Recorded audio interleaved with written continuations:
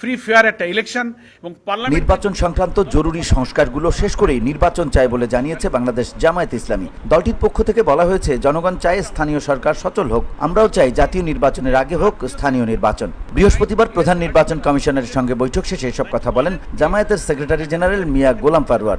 ধুলো, ময়লা ও ক্ষতিকর ধূলিকণা থেকে নিমিষেই মুক্তি দেয় চৌধুরী এয়ার পিউরিফায়ার। এর শক্তিশালী সাকশন ঘরের কোনায় কোনায় লুকিয়ে থাকা সকল ধুলা টেনে ফিল্টার করে এবং বের করে আনে নির্মল ও স্বাস্থ্যকর হাওয়া।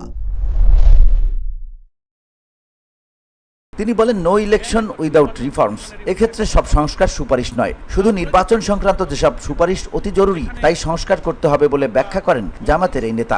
নো ইলেকশন উইদাউট রিফর্ম, আমাদের পরিপূর্ণভাবে অন্তত নির্বাচনী প্রক্রিয়ার সঙ্গে যে সমস্ত অর্গান এবং বিভাগগুলো রাষ্ট্রের জড়িত সেগুলোকে সংস্কার করেই জাতীয় সংসদে নির্বাচন করতে হবে। তা না হলে এই নির্বাচন নিরপেক্ষ হবে না, অবাধ হবে না।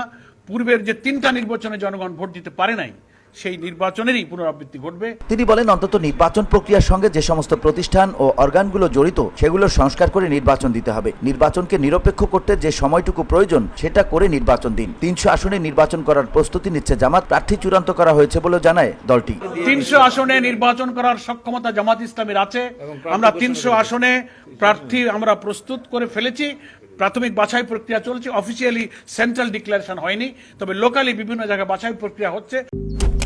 মালয়েশিয়ান প্রযুক্তিতে তৈরি অত্যাধুনিক cleaning machine modern vacuum cleaner যে কোনো ধরনের ধুলো ময়লাকে পরিষ্কার করে ঘরকে করে তুলুন চকচকে ও আকর্ষণীয়। Modem, brand of luxury.